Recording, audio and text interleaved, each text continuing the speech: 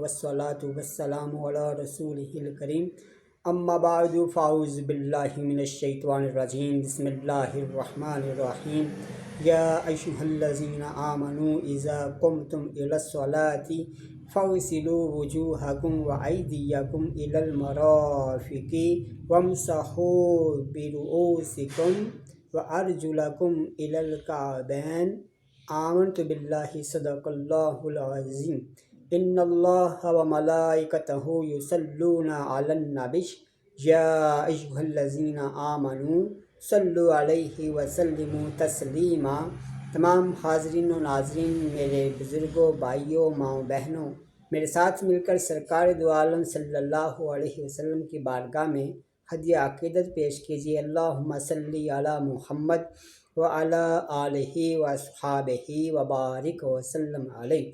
یا صاحب الجمال و یا سید البشر من وجہک المنیر لقد نور القمر لا یمکن الثناء کما کان حقہ بعد از خدا بزرگ توئی قصہ مختصر۔ احباب ذی وقار، آج کا ہمارا موضوع ہے وضو کے متعلق، وضو کے فضائل آپ کے سماعتوں کی نظر کرنے ہیں کہ وضو کی کتنی فضیلت ہے۔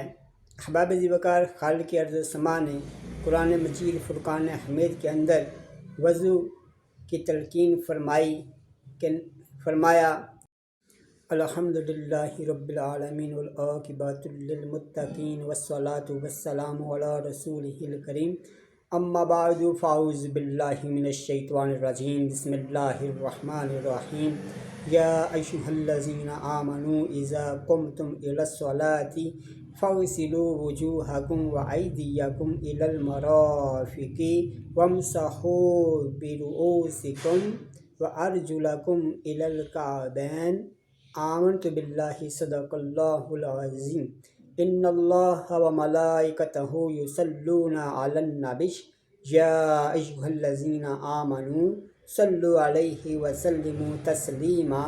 تمام حاضرین و ناظرین، میرے بزرگوں، بھائیوں، ماؤں، بہنوں، میرے ساتھ مل کر سرکار دو عالم صلی اللہ علیہ وسلم کی بارگاہ میں ہدیہ عقیدت پیش کیجیے۔ اللہم صلی علی محمد وعلی آلہ واصحابہ وبارک وسلم علیہ۔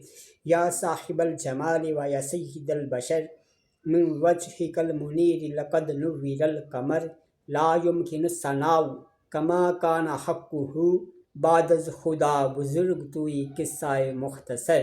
احباب ذی وقار، آج کا ہمارا موضوع ہے وضو کے متعلق، وضو کے فضائل آپ کے سماعتوں کی نظر کرنے ہیں کہ وضو کی کتنی فضیلت ہے۔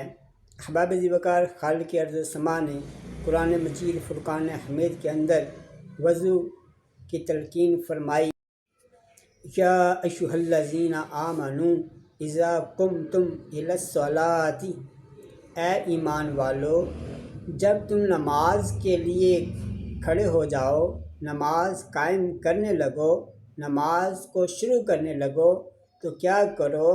یا ایھا الذین آمنوا اذا قمتم، جب تم نماز کے لیے کھڑے ہونے لگو، فاغسلوا، پس دھو لو، فاغسلوا، پس تم دھو لو، وجوہکم، چہروں کو اپنے، وجوہکم، چہروں کو اپنے، وایدیکم الی المرافق، اور ہاتھوں کو اپنے کونیوں سمیت، وامسحوا برؤوسکم، اور سروں کا اپنے مسح کرو، پھر وارجلکم الی الکعبین، اور دونوں پاؤں کو تم دھو، یہ تمہارا وضو ہو جائے گا۔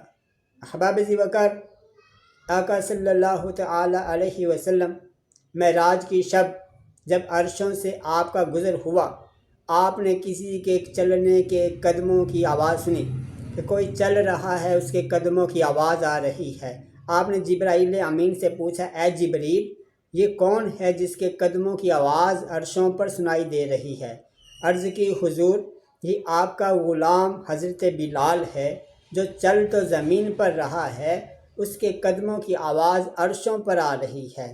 آقا علیہ الصلوۃ والسلام معراج شریف کی منازل کو طے کرتے ہوئے جب واپس ہوئے تو آپ نے اپنے غلام حضرت بلال رضی اللہ عنہ سے پوچھا، اے بلال، تو ایسا کون سا عمل کرتا ہے کہ چلتا تو زمین پر ہے، نظر تو زمین پر آتا ہے، تمہارے قدموں کی آواز عرشوں پر سنائی دی جاتی ہے؟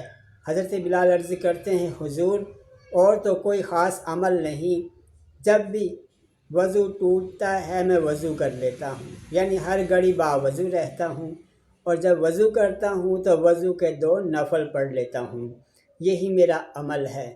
احباب ذی وقار، حضرت مفتی احمد خان یا نجمی رحمۃ اللہ علیہ لکھتے ہیں، آپ فرماتے ہیں کہ صوفیہ کرام کا یہ طریقہ رہا، پاک لباس میں رہنا، پاک بستر پر سونا اور ہر گھڑی باوضو رہنا۔ فرماتے ہیں کہ یہ چیزیں دل کو ہمیشہ صاف رکھتی ہیں۔ بستر صاف رکھو، لباس صاف رکھو اور باوضو رہو، انشاءاللہ آپ کا دل صاف رہے گا۔ اور ہمیں خاص طور پر کیا فائدہ؟ آقا صلی اللہ علیہ وسلم فرماتے ہیں، جب بندہ وضو کرتا ہے، گناہ دھلنے کا کتنا آسان نسخہ بھی ارشاد فرما دیا، جب کہ بندہ وضو کرتا ہے، جب وہ کلی کرتا ہے تو منہ کے اندر کے جتنے گناہ ہیں، جتنی اس نے بری گفتگو کی، گالی گلوچ کی، وہ سارے گناہ منہ کے دھل جاتے ہیں۔ اور جب وہ ناک میں پانی ڈالتا ہے، جتنی برائیوں کو سونگھا اس نے، وہ تمام بدبوئیں اس ناک سے صاف ہو جاتی ہیں۔ جب فیس پہ پانی ڈالتا ہے، چہرہ دھوتا ہے پورا، چہرے کے تمام گناہ، جس چہرے کے اندر آنکھیں بھی آ جاتی ہیں، پلکیں آ جاتی ہیں، سارا فیس اس کے اندر ہے، تمام فیس کے گناہ دھل جاتے ہیں۔ کونیوں سمیت بازو دھوتا ہے، ہاتھ کے گناہ، کونیوں سمیت کے جتنے گناہ ہیں انسان کے، وہ دھل جاتے ہیں۔ سر کا مسح کرتا ہے، سر کے گناہ دھل جاتے ہیں۔ مسح کے اندر کانوں کا مسح آتا ہے، گردن کا، کانوں کے گناہ دھل جاتے ہیں، گردن کے گناہ دھل جاتے ہیں۔ پھر جب پاؤں دھوتا ہے انسان، اور جتنی برائیوں کی طرف چل کے گیا تھا، بری نیت سے چل کر گیا تھا، وہ تمام برائیاں دھل جاتی ہے۔ آقا صلی اللہ علیہ وسلم، صحابہ کرام رضوان اللہ اجمعین نے عرض کیا، حضور محشر کا دن ہوگا، نفسا نفسی کا عالم ہوگا، ہر پیغمبر بھی نفسا نفسی کے عالم میں ہوگا، بلکہ یہ کہہ رہا ہوگا اپنی امت کو، الا اذهبوا الی غیری، اذهبوا الی غیری، کہ جاؤ آج کسی اور کے پاس جاؤ۔ محشر کا دن ہوگا، نفسا نفسی کا عالم ہوگا۔ پیارے آقا صلی اللہ علیہ وسلم، آپ اس دوران اپنے امتیوں کو کیسے اتنے وسیع مجمع کے اندر، جہاں تمام امتیں، انبیاء و مرسلین جمع ہوں گے، آپ اپنے امتیوں کو کیسے پہچانیں گے؟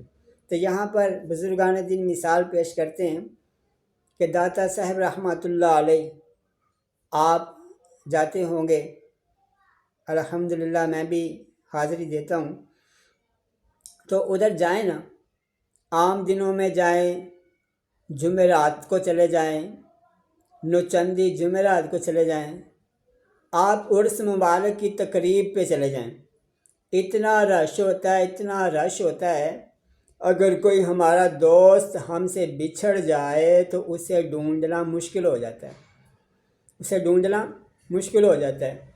تو اللہ رب العزت کی ذات اگر توفیق دے، الحمدللہ حاضرین و ناظرین میں سے بے شمار لوگ یہ سعادت حاصل کر چکے ہوں گے، خوش نصیب۔ اللہ ان خوش نصیبوں کے صدقے جو ہم لوگ نہیں ابھی سعادت حاصل کر پائے، ہمیں بھی توفیق دے۔ جن لوگوں نے حج کیا ہے انہوں نے دیکھا ہوگا کہ وہاں پر جہاں پر ایک ہی کلر کا لباس ہوتا ہے، وائٹ، سب نے وائٹ لباس پہنا، مختلف ملکوں سے لوگ آئے ہوئے ہیں، تو وہاں پر اتنا جمع وفیر ہوتا ہے جو سال میں صرف ایک دن حج ہوتا ہے۔ تو اتنی دنیا ہوتی ہے کہ اگر وہاں پر کوئی ساتھی، کوئی دوست، کوئی سنگی ہم سے جدا ہو جائے، اسے ڈھونڈنا تو نہایت ہی مشکل ہو جاتا ہے، بہت مشکل ہو جاتا ہے کہ ہم اسے ڈھونڈ پائیں۔ تو احباب ذی وقار صحابہ کرام رضوان اللہ اجمعین نے جب عرض کیا پیارے آقا صلی اللہ علیہ وسلم، ہم حشر کے دن جب آپ اپنے امتیوں کو پھر کیسے پہچانیں گے؟ حشر کے دن آپ اپنے امتیوں کو کیسے پہچانیں گے اتنے وسیع مجمع کے اندر؟ پیارے آقا علیہ الصلوۃ والسلام نے فرمایا، میں اپنے امتیوں کو اپنے دیوانوں کو ان اعضاء سے پہچان لوں گا جو وضو میں دھلتے ہیں، جنہوں نے وضو کیا ہوگا، ہاتھ، منہ، پاؤں، سر کا مسا، وہ جو اعضاء ہیں وہ 14ویں کی رات کی طرح چمک رہے ہوں گے، اور میں ان کے چمکتے ہوئے اعضاء کو دیکھ کر پہچان لوں گا کہ یہ میرے غلام آ گئے۔ تو الحمدللہ جو بندہ باوضو رہے گا تو انشاءاللہ وہی یہ سعادت حاصل کر پائے گا۔ اللہ رب العزت ہم سب کو توفیق دے۔ اور احباب ذی وقار، قرآن مجید تمام کتابوں کی سردار کتاب، اس کو بھی اگر ہاتھ لگانا ہے، چھونا ہے، تو فرمایا لا یمسہ الا المطہرون، ہرگز مت چھوؤ جب تک کہ تم وضو نہ کر لو۔